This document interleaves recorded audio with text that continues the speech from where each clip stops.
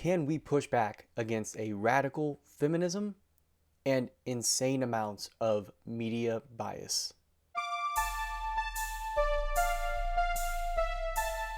That's the question that I discussed today with my guest, Julie Mastrine. And Julie is she is the sister of Amy Mastrine, who's been on the podcast almost a year ago now. And she is a writer at EV Magazine and is the director of marketing at All Sides Now. And I know that she told me how to say if it's Evie or Evie, and I'm having an issue of remembering this because I recorded this interview about a month ago now before I'm getting it out. So I recorded these ahead of time. So I'm really hoping I got it right on the pronunciation. You will find out, I think, in the interview. So definitely stay tuned for that part. But we discuss a range of great topics on media bias and the culture around as well. Sorry. We discuss media bias. We discuss the culture, especially in regards to relationships, traditionalism, even some other points, and as well as her work, Julie's work with Evie and All Sides. So All Sides is a media company that helps root out media bias, and that's what they do. And then Evie is and again, I'm hoping I'm saying this right. I'm choosing one and sticking with it. But it is a magazine for women, but it does a lot of great stuff. I've read the articles there. I think there's a lot of great points, and it's pushing back on this radical notion of, especially radical feminism. But I think really this idea that women have to be like men in general, that it's really pushing back on that very strongly. And I think they're doing a lot of great work in helping women be women and womanly, and do so in a culture that seems to be hostile to many of the things that women want. So I'm going to go ahead now, and before I kick it over to the interview, I just want to remind you, if you want to support the work I'm doing, leave a good rating and review on the podcast app wherever you're listening. Make sure that you subscribe on YouTube and follow me there so you can watch these interviews. And if you're watching this there, comment, like, those sorts of things are just a free, easy way to help support the conversation for our generation, or just share it with somebody. Retweet, share it on Facebook. Tell me what you think about it, why you like this episode, and get it out there so other people are finding out about the conversation of our generation and diving in. And then also, if you want to support my work, you can also go to conversationofourgeneration.com/subscribe. And there you can subscribe for $5 a month. You get my book sent to you. You get access to the Discord community, which is great. I've been welcoming a couple of the recent speakers onto there, so good stuff happening there. And you'll get access to all the premium content that I roll out, including my course right now coming out on the golden mean and discussing that. So definitely check that out and make sure you subscribe, support my work there. That really helps out and helps me reach more people and build this up into more of what I want it to be here at the Conversation for Our Generation. Or you can just go to Amazon and buy my book, or on my website as well. Just search Property Rights in the Digital Age on Amazon and it'll pop up, or you can get it through my website as well, and I'll ship it out to you. Leave a little note with it as well, because I appreciate that, and I keep more of the money when you buy it directly through me as opposed to Amazon, since they have to take their fees. So with that, thank you for checking this out. Let's hop on over to the interview with Julie Mastrine. And so today I am joined by Julie Mastrine. Thanks for joining me today on the Conversation of Our Generation. Yeah, thanks for having me. I'm excited.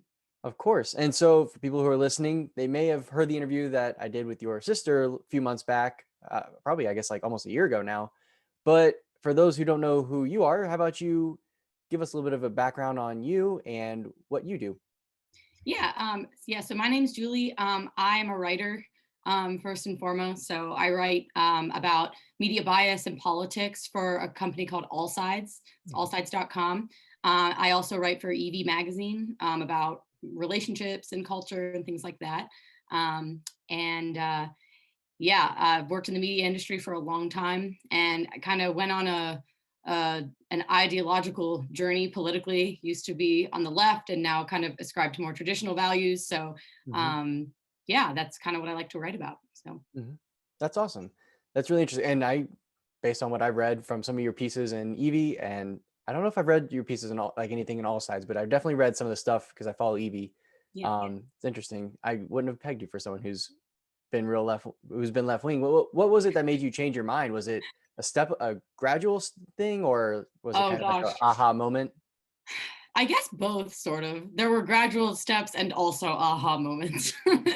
So, but yeah, it took a couple years. I was a left-wing activist, living in San Francisco for a long time, in my early 20s, and worked for an advocacy organization that was pretty left-wing. And I was just really steeped in that culture. I was a feminist, and like just like ascribed to, I was more libertarian than like Mhm. hardcore on the left, but definitely was a feminist, definitely like ascribed to a lot of political ideas that just over time I started to really um, question from the other side. So I would ask myself, like, well, what would someone on the other side say about this, or how would they respond to such and such question?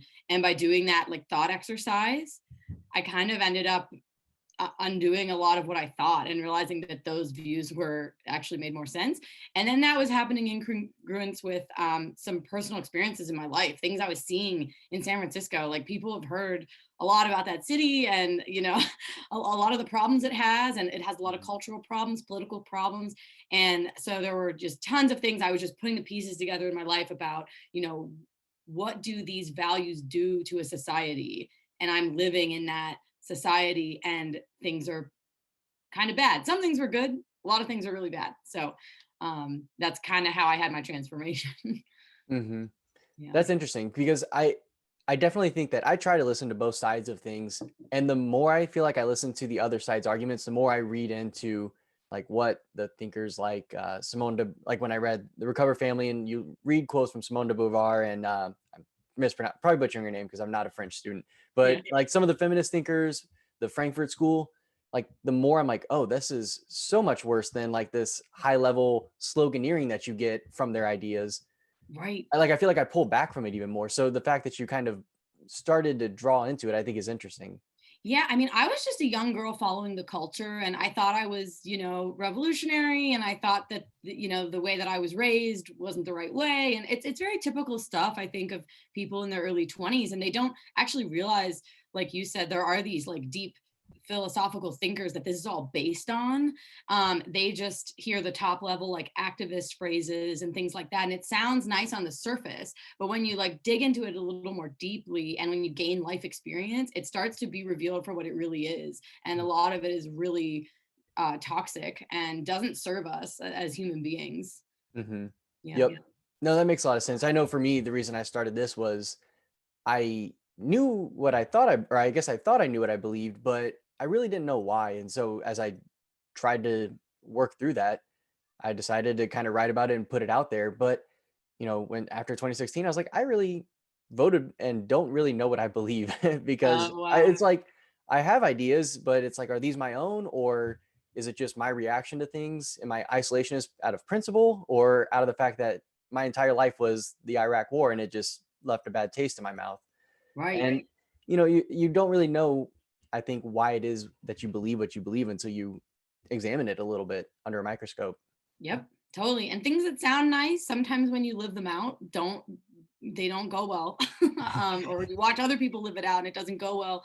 And we can talk about, um, I know we'll talk about media bias later, but one of the things that really fueled my beliefs when I was in my early 20s was the media only giving me one side of things. Hmm. And not knowing how to access different opinions and perspectives. And once I figured that out, it really changed my beliefs on a lot of things. So yeah, we can get into a little bit of that. Yeah. My dad was one of the people who like blamed Walter Cronkite for losing the Vietnam War. Even he's like, even back then they were just all communists basically. So I would kind of grew up with a very big distrust. And so now I'm like, see everybody, I've been telling you for a long time. It's yeah. Yeah, I think I'm sure a lot of people feel vindicated. And you said it when you voted in I think 2016, and you were Hmm. like started to examine your beliefs. The crazy thing about the last 4 years, 5 years, has been that people that like are honestly like apolitical, or like aren't really interested in like thinking abstractly or being philosophical, I feel like I think now they feel like they have had to parse out what they believe. And there's all this like cultural pressure because politics has become so almost like totalitarian in this country where it's everywhere and it's Mhm. injected into everything. Like you can't purchase an item from a brand without there being like an activist slogan in their marketing, and like it's just everywhere.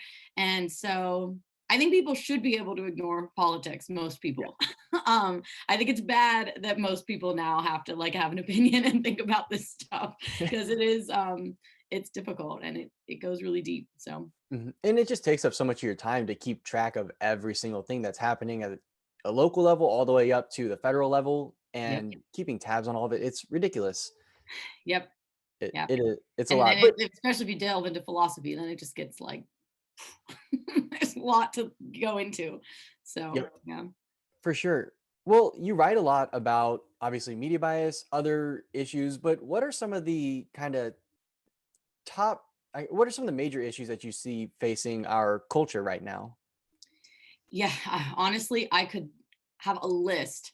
But I would distill it down into one thing that I think is key and fundamental and core to a lot of the like societal breakdown and cultural problems that we're seeing. And this is largely what I write about in EV magazine is just male female relationships and Mm, even like gender roles. I think is the main thing that society is really getting wrong and that I got wrong as a young woman. And I think a lot differently about these things now than I used to because I've explored it from both sides.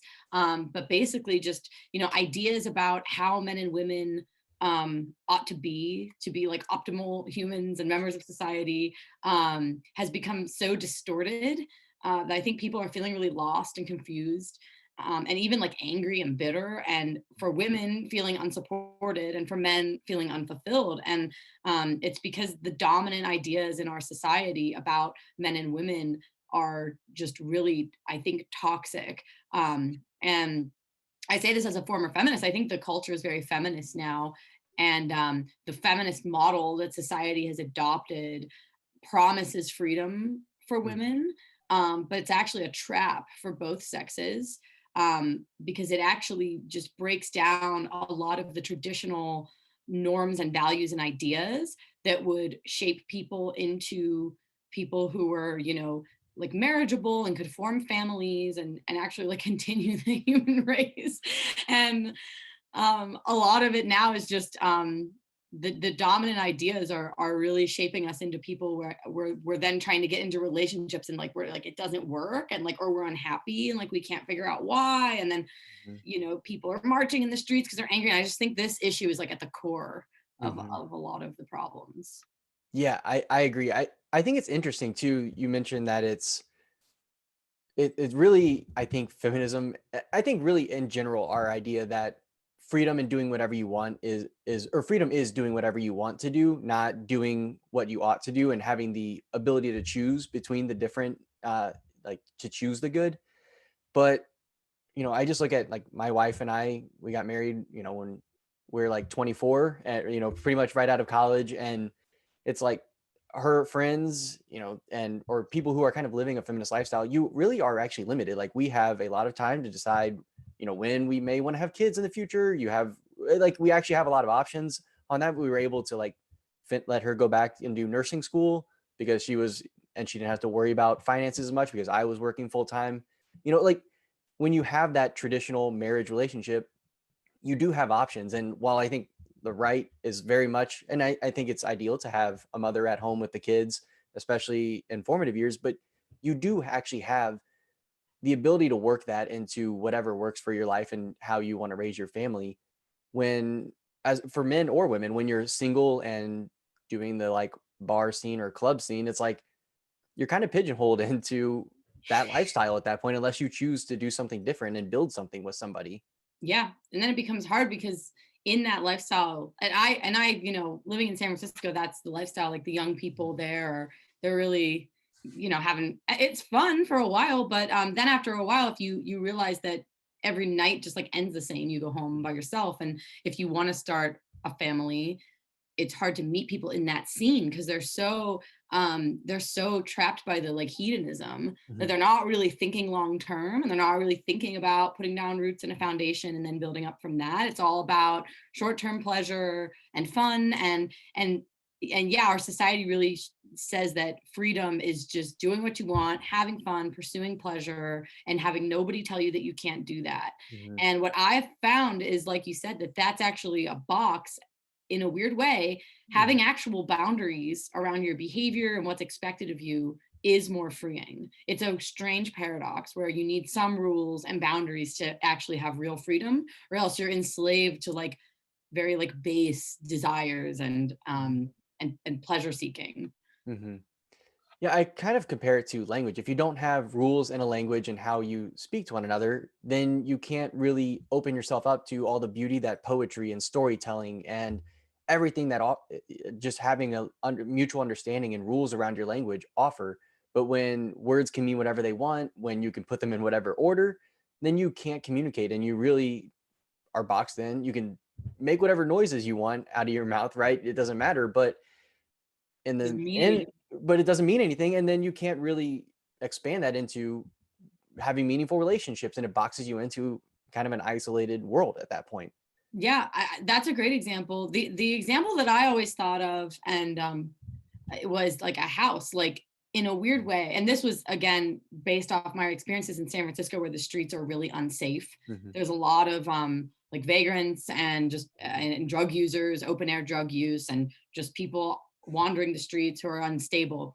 And so I was thinking, I was like, I'm actually freer in the walls of my house than I would be being like free out to like be on the streets or whatever it may be. Like I'm actually more free with some boundaries around me, some walls around me. I'm free within these boundaries Mhm. because the boundaries are there. Mhm. Whereas if you take them away, then it's too vast and Mhm. too open, and I'm actually, yeah, there's nothing containing me. There's no space to have the freedom. So yeah, and I think the language example is really good as well. Mhm. So that just goes up to the highest levels of our culture, that just reinforces this idea of like do whatever you want and follow your own desires, and that all plays into relationships, and I think is causing a lot of the just like cultural breakdown and strife, is a lot of these ideas.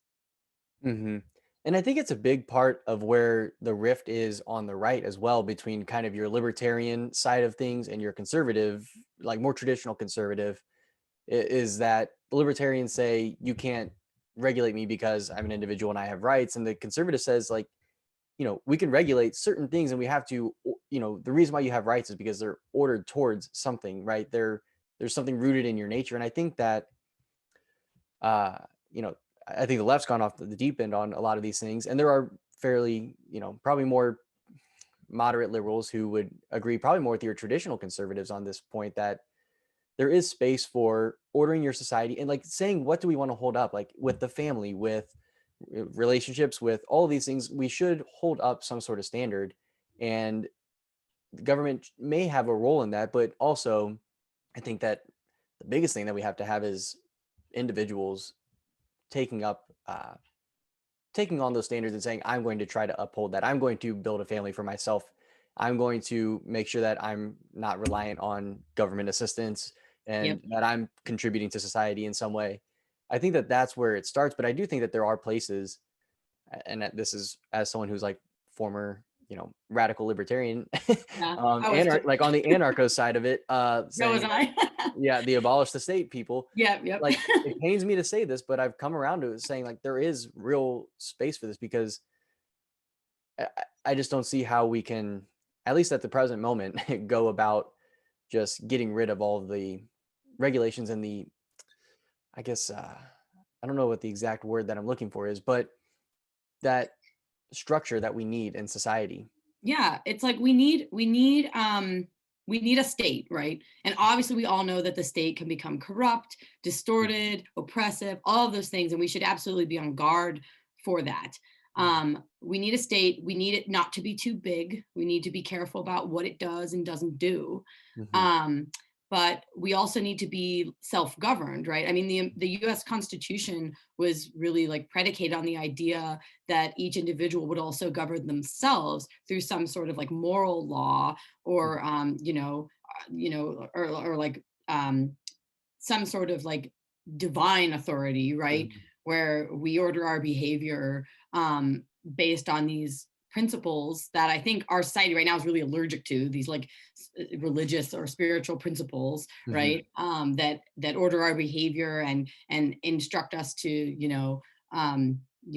care for other people and think of other people before ourselves and things like that. And I think that our our society was set up for that, for like a limited government, but a government Hmm. that would deal with people who weren't governing themselves, right? Or things that like affect all of us, and trying to order us in the right direction as a society so we could be productive and strong and stable, but also not infringing on our freedoms to the extent that like the state is omnipresent in your daily life, right? Which I think we've really seen over the last year, where it just, even with all the coronavirus stuff, right, it's everywhere, right? What Hmm. you're supposed to do and not to do is everywhere, and everyone's enforcing it. And it's yeah, so it's that delicate balance, right, between personal freedom and like collective responsibility, or the state, that is we're always trying to suss out. And I think currently we're very off balance, Hmm. Yeah. and depending on how you look at it. But yeah, I also used to be like an anarcho libertarian and was like, we don't need a government at all. We'll just like do whatever we want, and and that'll be fine. And the market will take care of everything. And I don't think that anymore. Yeah. But, Yep. I, um, I'm always willing to hear people's arguments on that, but I just don't. Uh, I'm I just don't see the possibility of it. I think that there has to be someone who has a monopoly on force. I'm willing to say that the a government based on taxation is not right, but and say mm, that they need to crowdsource their funds somehow or another. We have a lot of ways that they can innovate and do that. But yeah, and I think that, like you said, monopoly on force. I think one of the things that's going on in America right now is that we have these like two competing factions who want that monopoly to Mhm, enforce their moral law, or mhm, like their worldview. Right. That's mhm, why the left and right are so polarized right now, because we used to have more consensus, and now it's just so fractured and divided. And this plays into the media bias issue as well, because some people don't even know, um, they don't have an honest picture of what the other side is advocating for, and everybody wants that monopoly to enforce their ideas and their mhm. picture of what society should look like, and the vision and principles that we follow, and stuff like that. And that's why we're just, I mean, there was like actual violence this summer, Yeah, a lot because of of it. that. So there Mhm, is always going to be a monopoly, and it's just who has that power and what's their worldview, what do they believe. mhm. Yep, what's it being used for? Well, Yep. and so what are some of those issues that you write about then on women's issues that are important, or I guess relationship issues between men and women? Because I think there's probably a lot that you can go into, but um it seems to me that the idea, at least in my view, the idea of toxic masculinity and all of that is really big and a huge problem because there is a way that both masculinity and femininity can be toxic. We have the evil mother, and we have the kind of, I don't know if it's not the archetype, but whatever the opposite of an archetype is of what a man could be. The cruelty and everything that can go along with it. Yeah. And those seem to be the things that are celebrated, is sort of behaviors of an evil mother, where abortion is lauded, and single motherhood is held up, and like cutting fathers out of children's lives, all of that. And then at the same time, men who are not there, who are vicious, not virtuous, who are just lazy or not providing. It seems like both sides, we hold up the anti-standard in a way. Oh, totally. And you even see this in our media lately. Like, have you noticed that like Disney's been putting out all these movies where it's a sympathetic view of the female villain?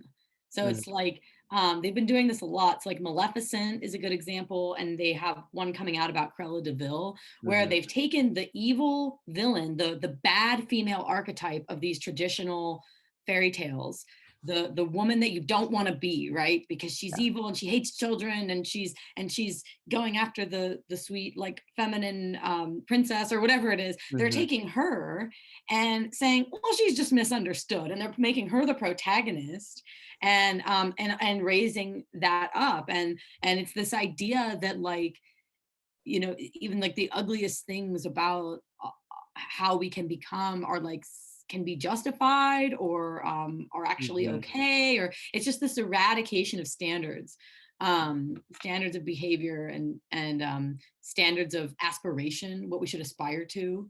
And I think it's kind of, you mentioned toxic femininity. It's like, it is toxic femininity. It's like compassion run amok. Like, we are now saying that the villains, the models of like who we ought to avoid becoming, like, we are now like, oh, it's okay, like it's fine, no, they have a story too, it's fine. And it's like, Mm-hmm.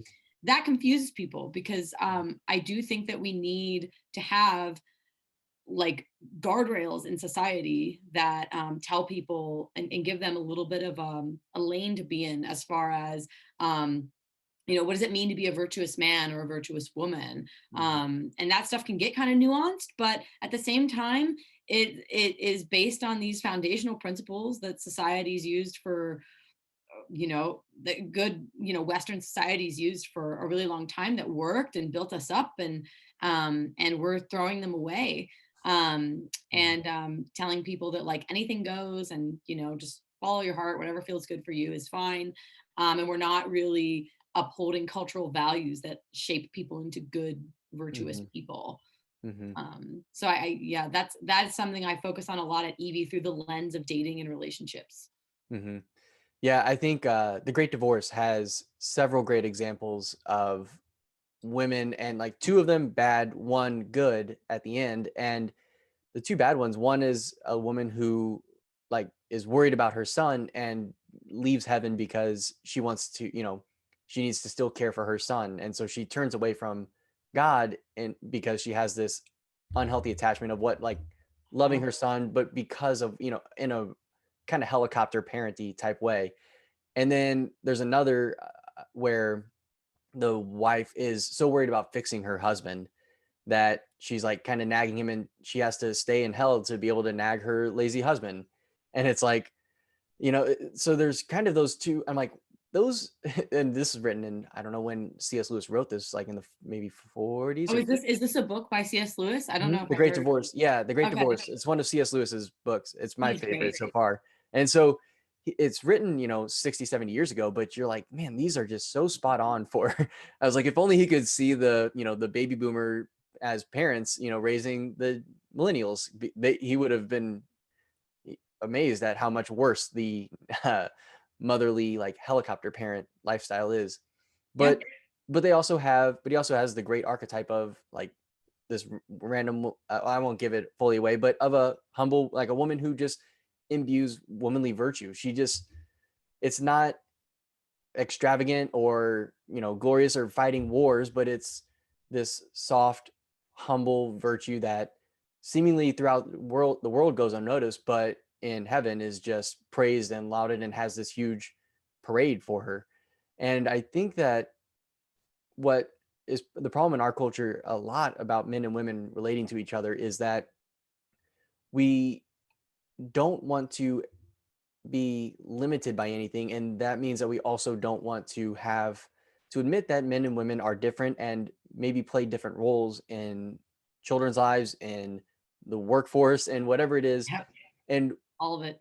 yeah, and in every aspect of life, that we Yeah. are complementary in a way. The Yep. two sexes are complementary. And I don't under I don't know. It's interesting to me that there's such vitriol against that notion that maybe they should be complementary and we should emphasize certain things for men and certain things for women. Right. Yeah, I know. It's just this total breakdown of standards, and it's kind of a rejection of nature, is how I look at it as well. Because um, my yeah, it's a rejection of just like acknowledging that you are a certain way, and if you act like, for women, I know a lot of women who were really fed the idea that we should put off forming families and pursue our careers, right? And we should absolutely make our careers the number one focus of our lives. And then women end up older and they're ready to start a family, and they're like confused about even how to go about that, or they realize that their career isn't fulfilling them. And whereas men, I actually think, get a lot of fulfillment out of striving in a career sense, right? Mhm. And acquiring resources, and going out and like being competitive with other men in the business realm, and like whatever that may be. Whereas I think for women, it's like we're told that that will be fulfilling, but in our nature, we really just want to like take care of children and animals, and like make our homes nice, and be creative, and like and do these sorts of things. But if you say that in the modern culture, people just get so angry because they think you're stereotyping them. You think that you're putting all women into a box. And there's this idea in our culture that if you think of like a bell curve, right, where it's like, okay, Mhm. most people like fall in this mid Mhm. range, people are constantly pointing to the outliers, Mhm. going, well, what about the outlier, but not everybody, what about them? And it's like, okay, but we can speak in generalities, and that's okay. We don't want to craft all the rules for the outliers, because then most people will end up unhappy. So I do think there Yeah. are outlier women who are really driven by career achievement and these sort of like traditionally masculine endeavors, and that's fine. Mhm. And that's fine, they can pursue that. But I think if we tell most women that they are the outlier, or that they're going to be fulfilled by the outlier things, they're going to end up unhappy. Mhm. So yeah, it really is this rejection of um how I mean, honestly, like decades, centuries of humans living life and figuring some things out, and then parsing out some generalities from that, and Mhm. then passing that on. We've just Mhm. rejected all of it. And so when we reject that, we reject any sort of standard, and everything becomes just Mhm. relative to the Mhm. individual. And there's like this idea that we can't know anything because everything's just based on the individual, right? And whatever the individual wants. Mhm. Yeah. Yeah, and I think men actually eventually get tired of that competition. Like we can be driven by the competition side of things and success. I think that does last longer, Hmm. but I do think that there comes a point in most men's lives where they realize that I can't take this to the grave with me. What am I actually doing this for? There has to be this Yes. money doesn't actually make me happy. I have to put that to a higher purpose. And so providing for a family Yes. or supporting my community in some other way, right? With it, like with priests or spiritual leaders, putting your efforts towards something that actually serves a greater good. And Yep. now that we have such a diversified way of being able to, create businesses, it seems like people can kind of even still inch that a little further. But you know, as much as I love my work here at the Conversation for Our Generation, it's not going to be as meaningful as, bringing, immortal beings into the world and raising them to hopefully spend eternity in heaven. I think that Yeah. that goes a lot further than, changing a few people's minds on politics. Totally. Yeah.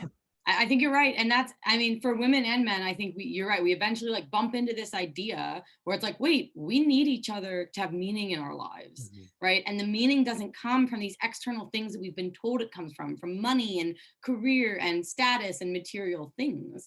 It Mhm. actually comes from, like you said, just this idea that we're built as complements to one another. And then we can, you know, create families that then sustain the human race and have eternal consequences Mhm. basically. Um um and and that just gives such meaning in your life, right, Mhm. that you're just never going to get from a career. I actually, my next EV article is about this topic. And so it all ties back into the individualistic idea of American society, and the breakdown of any sort of standard or idea about men and women and our role and purpose. Mhm. Is that when you get rid of all that, you actually strip people of meaning, right? And then we see this anxiety and depression crisis where people are taking antidepressants and they're sad and they're anxious and they can't figure out why. And it's like, it's because the culture is telling us that we're going to find fulfillment in what, like casual sex and drugs and money and like all these things that we like hold up. And it's just not true. Mhm. Yeah, that's a good point. And I think we sort of we look back at the past and say, "Oh, there's this radical individual spirit," and we look at the cowboys, but really what drove the growth of our country and what was really the driver of the Wild West mentality was families moving west. It Mm, wasn't, and I've read a book just because I'm mostly Irish. It was How the Irish Won the West, and it was about how everyone was like, they were being discriminated against on the East Coast. So they're like, well, we're just going to go pave our own way out Oh, here. And it was interesting to see some of the people. I mean, there were women who started mining colonies and were doing all sorts of great, like impressive things on that. There was a lot too that were, they talked about women who were prostitutes, men who yep, were, struck it rich and lost it all. It was a lot of great, interesting stories of individuals. But then really what was going on in the background, the pulse of all this was families were constantly moving out west, setting down their roots and building a life for themselves, but together. And I think that's something that I see a small resurgence of with like permaculture and homesteading and even sort of like kind of small scale urban yep. agriculture and urban like city steading, and finding ways to bring that back to where the home and is a place where you build the life and you go out from there. And I think there's a yearning for it, and I just don't think some people are putting their finger on what it is that they're yearning for exactly. But Yep. I do think there's a good movement towards that in our culture in some ways too. I'm definitely starting to see it bubble up. And like Mhm. when I was a feminist, it wasn't mainstream yet.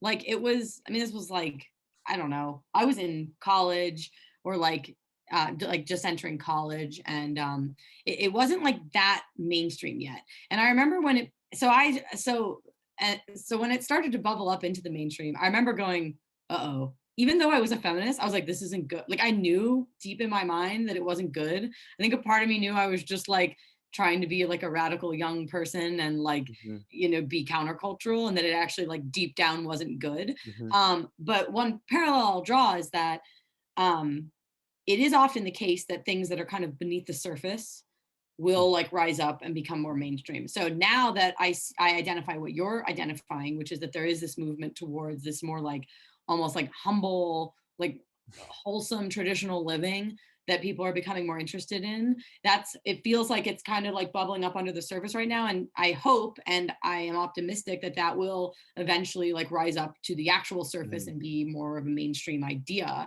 Mhm. And then hopefully our country can come back together and not be so dysfunctional. Because I think a lot of this stuff is just, I mean, if you think about like how people are raised today, or even people that are my age, I'm a millennial. Mhm. So many like children of divorce and like fatherless homes, and like these ideals have not been held up for Mhm.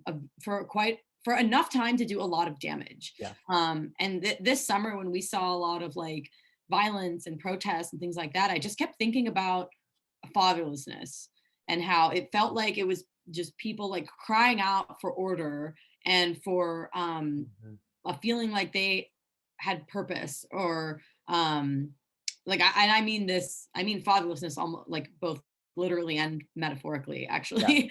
But it feels like a lot of the political strife is because we have this chaotic society that says there's no boundaries, do whatever you want, have total freedom. And the father archetypally and literally enforces boundaries and order, right? Mhm. And says these are the confines within which you can work. And that actually makes us go, oh, okay, Mhm. like that Yeah. feels better. Now I'm not literally having to choose between 20 billion options and having anxiety because I don't know what to do. Yep. Right. Yeah, when you kind of are playing in a small space, when you know where the bounds are, you're less anxious about it because Yeah. I mean, yeah, that's I think a great point, and uh, a great anecdote of that and reality is when there were I just actually I've recorded like 4 podcasts this week, so this actually will people will probably hear this at some point also on another podcast, but a uh, a bunch of elephants in a like sanctuary in Africa were running rampant. They were just destroying things, and they couldn't figure out how to fix it. But they didn't have any old bulls. They were all like teenager basically age bulls, and so they basically all they did was they brought like 2 or 3 older male elephants in and they put them in check, and they just like immediately basically stopped. Like they stopped going on rampage. They were like stabbing, zebras and tearing down trees and all sorts of unnecessary things. And you're like, well, huh. Interesting. So it works at this basic thing. Like, imagine how much more it works when you have, you know, rational, reasonable animals who can, and spiritual animals who need that really even more, because we need it not just on a physical level, but on the medical physical level as well. And so in a Yep. society that's not only lost God in a lot of ways, but lost fathers in many homes. I mean, Yep. I was listening to a podcast today where they were saying like 50% about of Hispanic families are fatherless, 70% of Black families are fatherless or single mothers, not fatherless, but single mothers. Yep. White families and Asian families are they better than that on that front, but still could use some work there as well. And I think, well, Asian families actually were tremendous. They were like an incredible percentage, but white families still could use a lot of work there as well. Yeah. And I think what gives me hope is when you read the Old Testament and you just see all the times that Israel was doing really great, and then they just go all to hell in a handbasket and then find a way to rebuild their society for like the 1,000 years. They just do a bunch of great stuff. They follow God, and then they're like, okay, now we're going to worship idols and Oh, yeah. and participate in pagan orgies, and then it's like slides right downhill and really Yeah. fast. And Yeah. There's nothing new under the sun, right? yeah, Like, exactly. it's crazy. We are in this time of such decadence and idol worship and Mhm. just it's so clear. That was another thing when I just um I realized that like San Francisco is basically like Sodom and Gomorrah. like like where it's just like debauchery and yeah, it's not new, but it does, but like you said, there is like hope to turn around because it's at some point it's just like, you continue down this path and there is just a point where society has to go, this isn't working, like there's chaos, we're unhappy, like things are a mess, we need to turn around, and that's going to happen through the Mhm. individuals first, Mhm. but hopefully eventually through some good leadership, which I think we have a very serious crisis of leadership right now. And then, like I said, like we were talking about fatherlessness, this is like these issues that, I think you and I are aware of. They're the issues that you're like not allowed to talk about publicly. And the media will never put the spotlight on this. Mhm. And then they'll never put the spotlight on the real problems. So, they want you to look at things that aren't the real problem so that you're Mhm. distracted and we can't solve what's really at the root of everything. Mhm. And a good example of that was like this shooting that happened in Atlanta, Yeah, where yeah. the media focused a lot on the race of the victims, and six were Asian and two were white, and the media just has been hitting this racism drum for the last like 3 weeks, right? Mhm. Even though the shooter actually said, I'm a porn addict, and Mhm. I targeted massage parlors. I wasn't targeting he wasn't targeting Asian people, he was Yeah. targeting massage parlors, which just happened to often be staffed by Mhm. Asian Americans. And so this is a perfect example of the media being biased and missing the mark, right? Where they're like, Mhm. oh, it's racism, it's racism, it's racism. It's like, actually, our society has a huge problem with how we relate to sex and how we relate to our, our gender roles and all of these things. There's huge, gaping, glaring issues here, and we're not allowed to talk about it. And if you Mhm. try to steer the conversation that way, the media is like, no, no, no, Mhm. everything is about racism, and we're not allowed to talk about fatherlessness, we're not allowed to talk about how our society thinks about sex. Those are just, no-go zone. So Mhm. it's just crazy, and once you see the things that are missing, a lot of things make sense and a lot of things just kind of make you even more upset about like where our culture is. Mhm. Yeah. Yep. I think that's a huge issue. I think that the media problem that we have is one of the biggest problems facing us. As long as people still buy into everything, I know people who just religiously watch CNN and believe everything they say. And I'm like, even if I trust somebody who, like, let's say I'm more of a Daily Wire person and I follow their news, even if I trust somebody, I still, if I see something that I'm like, I don't know about that, or oh, that's interesting, but that feels like it almost confirms my bias too much. Yeah. I'm like, I want to go look at this and take a look. But I guess how can we address the media bias issue? You're doing work on that with all sides, but is there a way to get rid of it? Or do we just kind of have to say we know where people stand. We know CNN's far left. We know Fox News is going to give you a conservative-ish, side of things, and we just have to take that with a grain of salt. What do you think? Yeah, there's basically two ways to look at that question. It's like, and I could answer that from the speaking to consumers or speaking to journalists. So I'll talk about it from the consumer angle, because with journalists, it's a different can of worms where it's like, I might say that journalists should probably watch their bias and be more objective and actually watch that in their writing. But that's a whole different issue. For the consumer, for right now, what's going on is, and what we can do is just, like you said, to be aware, to be very aware of what we're reading, to be very like media literate, and to make sure we understand how bias works, how it manifests. And the reason that's so difficult for so many people is because what we're actually asking people to do is to see the unseen, like to see a layer deeper. So I wrote this guide on All Sides called The 11 Types of Media Bias, and it goes through the different ways that bias can manifest. Some of them everybody's heard about, like sensationalism, right? Where the media like hypes something up and makes it more exaggerated than it really is, and they prey on your emotions. That one's obvious. We know tabloids do that, right? They're distorting things.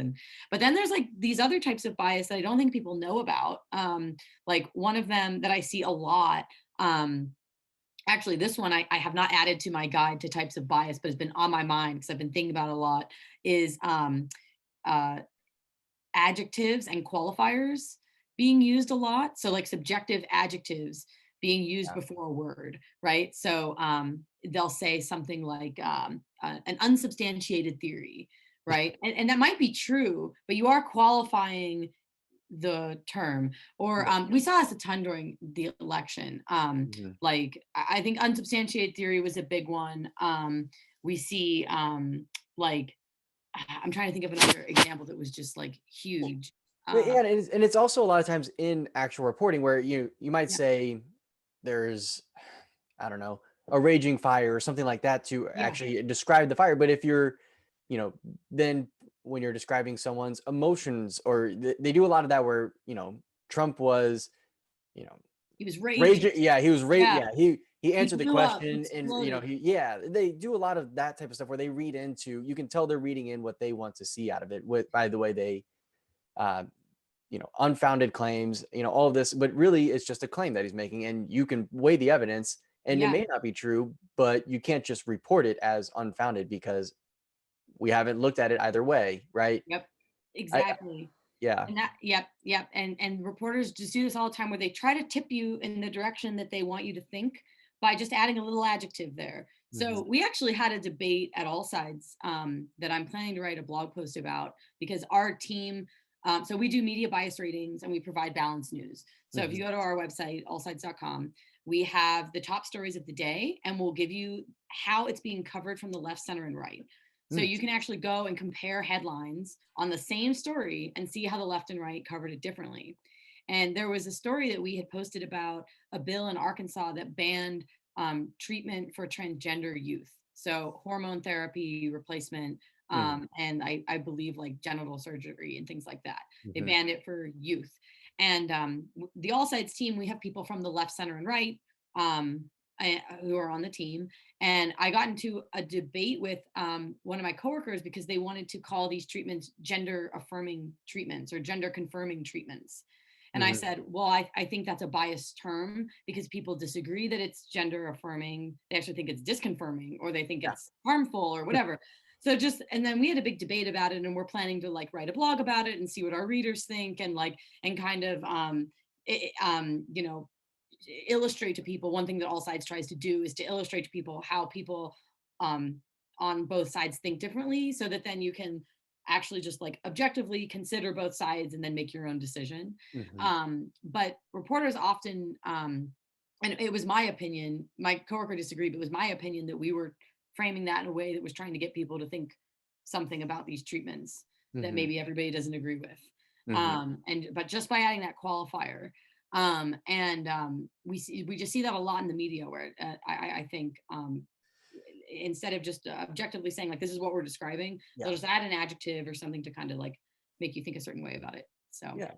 Yeah, I mean, just say it's hormone.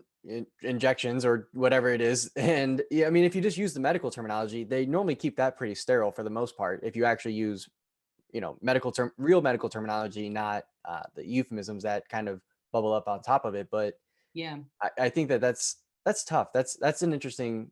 I it's a didn't realize. debate.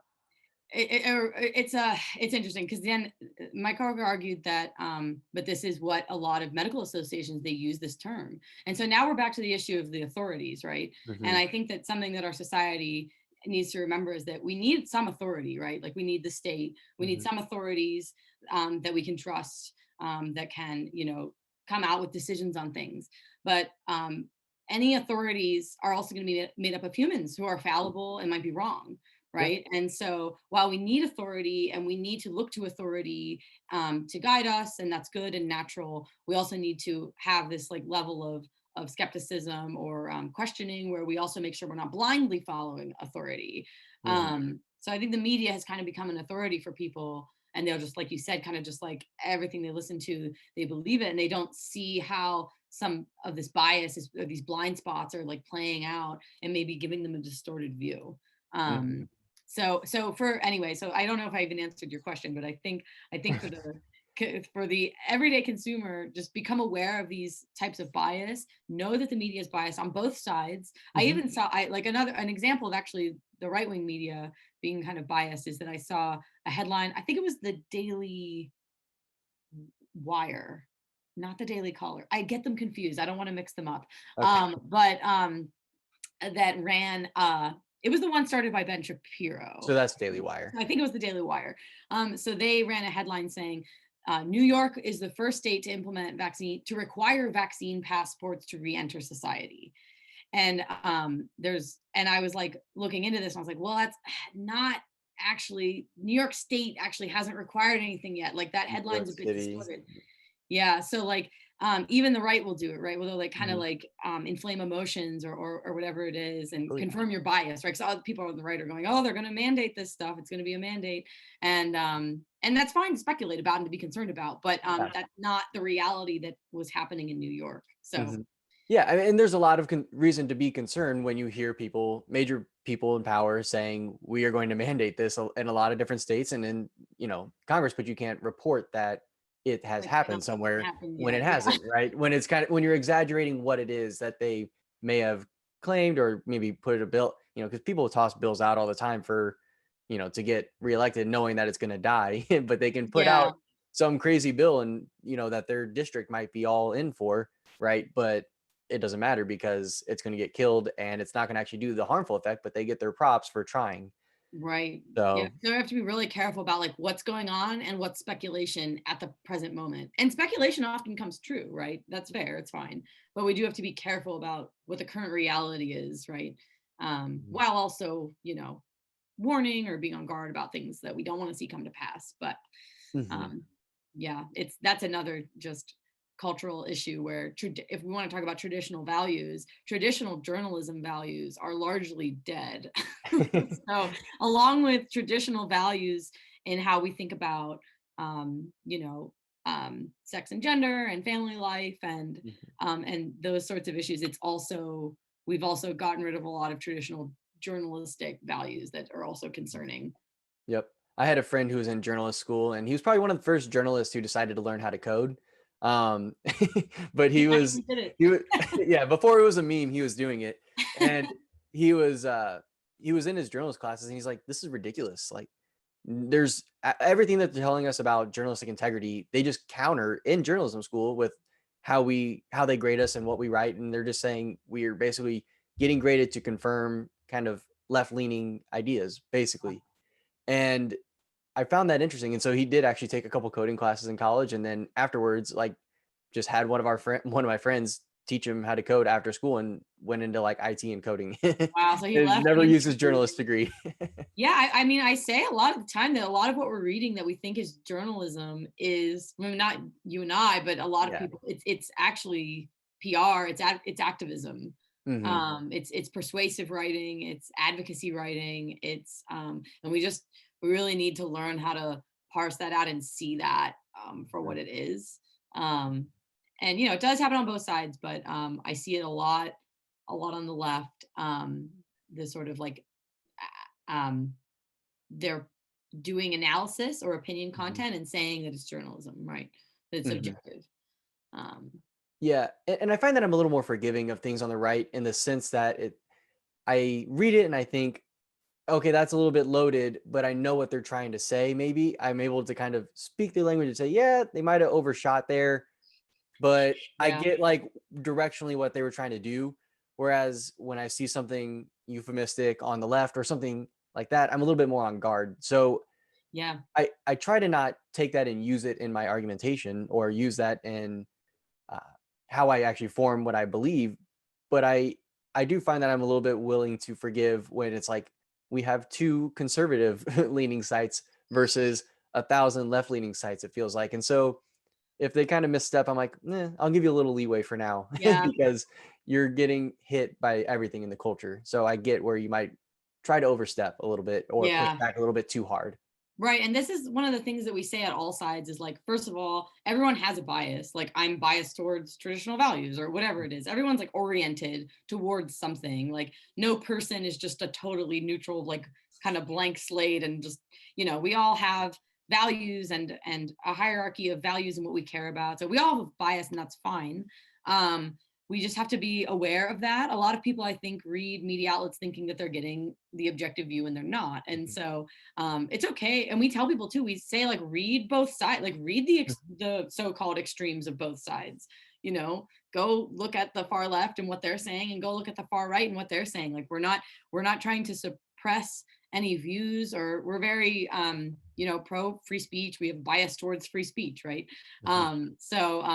We try to just make people aware of like what's going on in the media landscape, so they can decide for themselves. And that does require having certain tools, right? So that's Yeah. why we provide a news feed where you can compare headlines, and like Mhm. just looking at the different language that's used for the exact same issue can be really illuminating, right? Um, so yeah, I like that. we help.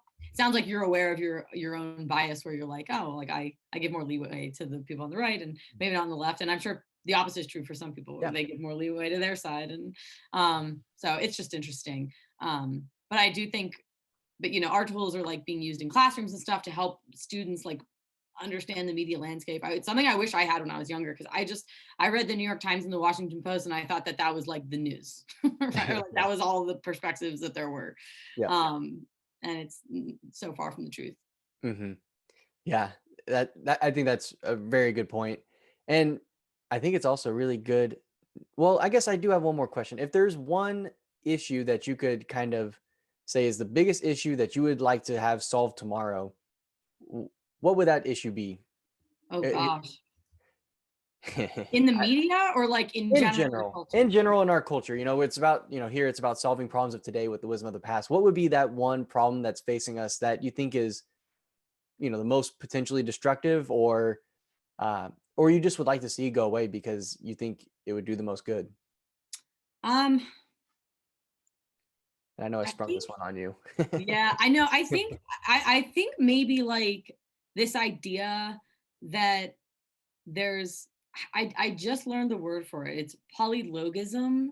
So it's where this idea that like we can't know anything because there's just everybody has their own um like reality, right? And there's Mhm, no like universal reality. mhm. That might be a little bit of a cop out answer because it's a little bit like Yeah, philosophical.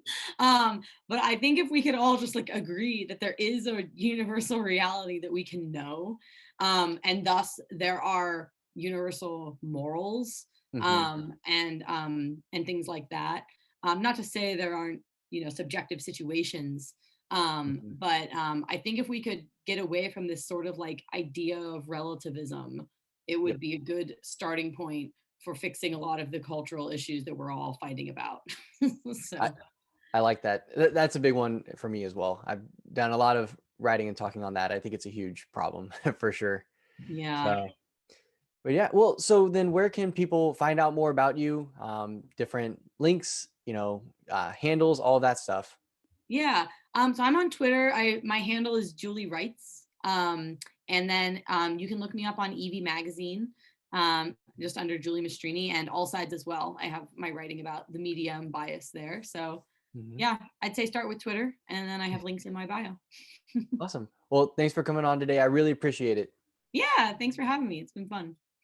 That truly was an interesting conversation and just such, I think, a great eye-opening discussion of some of the things that are confronting women today as they push back against radical feminist ideas, as well as how we can start to piece together our society in a way so that we can discuss ideas. Because I think that the media bias thing is so hard to overcome, and it makes it really impossible to discuss ideas with people because we have this serious problem with where we're getting our news from. And I think that that's a huge issue in our culture today, and why there's such polar opposite reactions to so many of the same events. You know, we're seeing the same video, but we just get this radically different spin on things. And I think that that is destructive. And so I'm really glad to see Julie doing this work to remedy those couple of things. And I'm sorry about the notification sound, but I'm really glad that she's out there doing this work, and I'm excited to bring this discussion out, get more people talking about it, and I'm curious to hear what you have to say, what your thoughts are. So definitely, if you're watching this on YouTube, leave your thoughts below in the comments. Let me tag me so I can come back in and check that out. I'll be keeping an eye out there, but also make sure that if you're enjoying this, post it out, you know, Twitter, Facebook, whatever, tag me, and something that you thought was interesting about it, or a complaint that you have about something I said, whatever it is. And I'd like to start a discussion. So definitely do that. And wherever you're listening, definitely leave a good rating and review on the podcast, subscribe on YouTube, and leave a comment and like that, smash that like button so that we can make sure that we are growing this and getting this out into the algorithm more. I had to steal the Matt Walsh's smash the like button thing. I think it's funny, and so I'm using it for this episode. And if you do want to support the work here at the Conversation of Our Generation, you can go to conversationofourgeneration.com and /subscribe to subscribe there, get the perks and benefits that I discuss all the time, as well as you can just go to conversationofourgeneration.com/newsletter to keep up with my weekly newsletter that goes out. You get that in your inbox, as well as some of the other great conversations and dialogues that I've seen out and about on the internet. So lots of good stuff there, as well as a rundown of the things that you might have missed this week from the Conversation of Our Generation. So definitely check those things out. Check out Julie's stuff. All of the links will be in the show notes today, so check that out. Check out her work with All Sides and with Evie and all that stuff. There will be links for those, as well as to her Twitter, which, if I'm not mistaken, let me pull up her account here. I think it is just Julie Writes. Yep, at Julie Writes, like WRITES. So definitely check that out as well. And thank you for listening to this episode of the Conversation of Our Generation. Let's get the dialogue going. I'll talk to you next time.